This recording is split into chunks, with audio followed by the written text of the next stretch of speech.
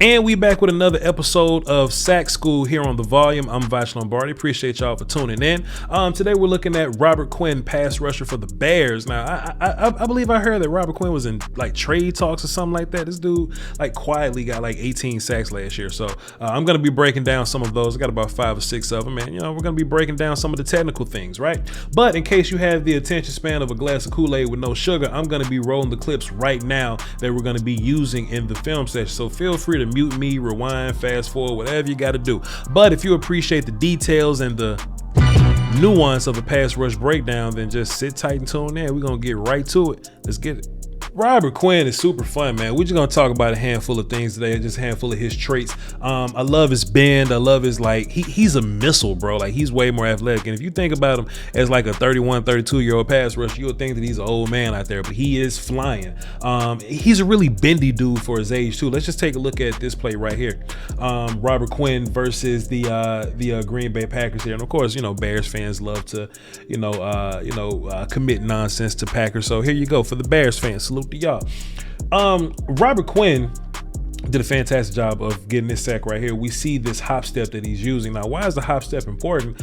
Is because we're basically, making you defeat yourself, right? So what we're going to do with this hop step is Robert purposely wants to work closer to you, because if I'm an offensive lineman, I'm reading and reacting. So if I'm kicking, if I feel like you're close enough for me to attack, that's when I'm going to strike. That's what this hop step is for.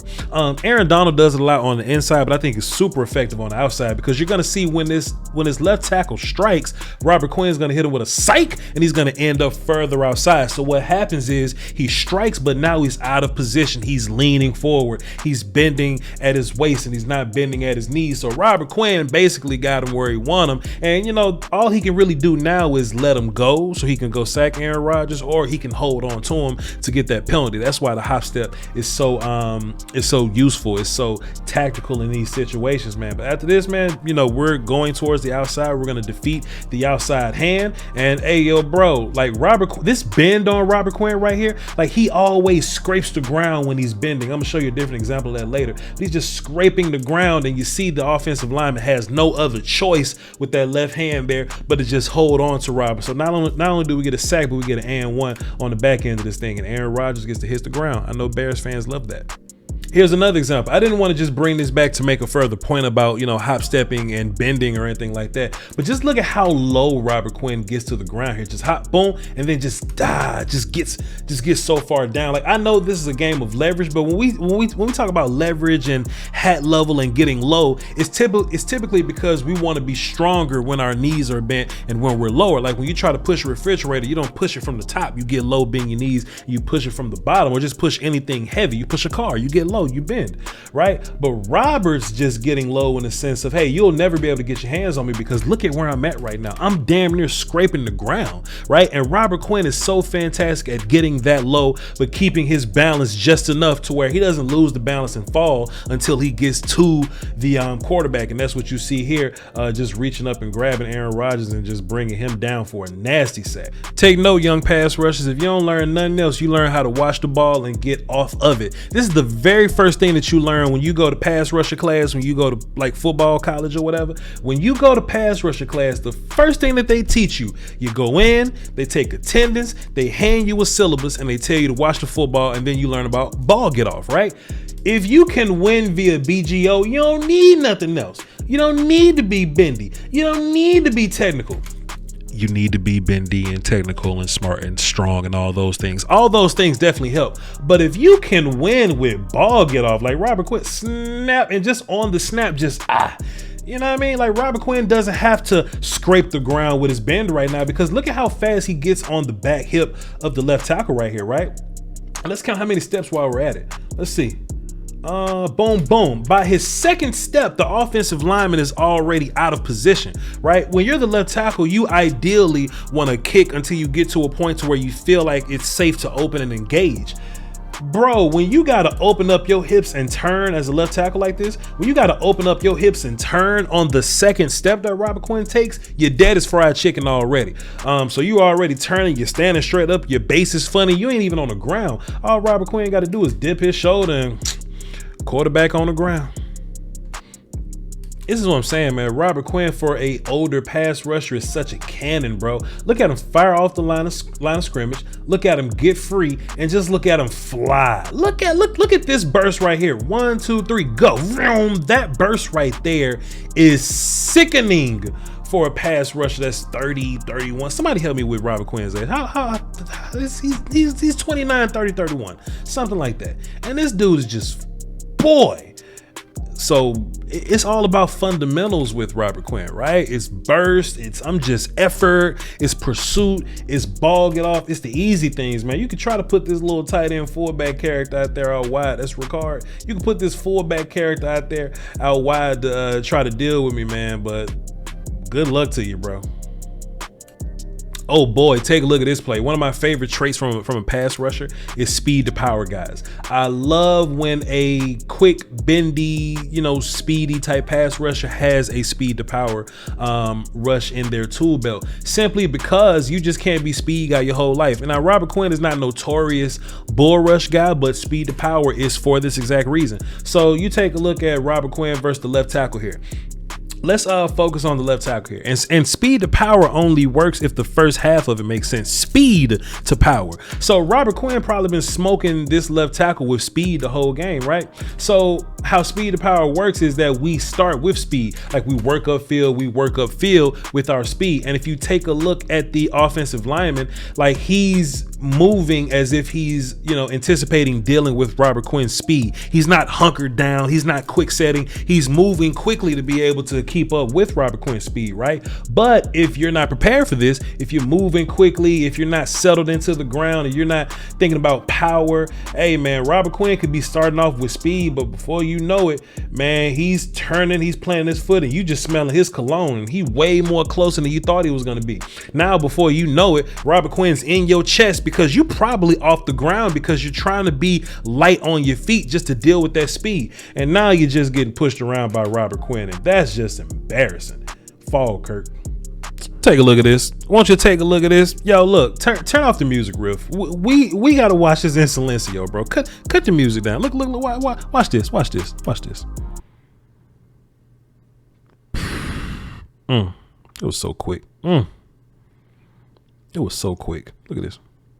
Pow, pow, pow. 3 moves. 3 super important moves got Robert Quinn open like that. Just 1, 2, 3. Come on, son. Let's break that down. We ain't doing nothing else. Robert Quinn is going to come off the football here. This is versus Penei Sewell. Poor Ricky. This versus Penei Sewell. Robert Quinn is going to come off the line of scrimmage. And the very first move, that I just thought this was so important because it's basic fundamental technique, right? And people call this different names or whatever, right? Some people call it, stab, the hand to the chest, the long arm, whatever they end up calling it. We called it jab for a little bit, but the long arm to the chest, right? The jab move.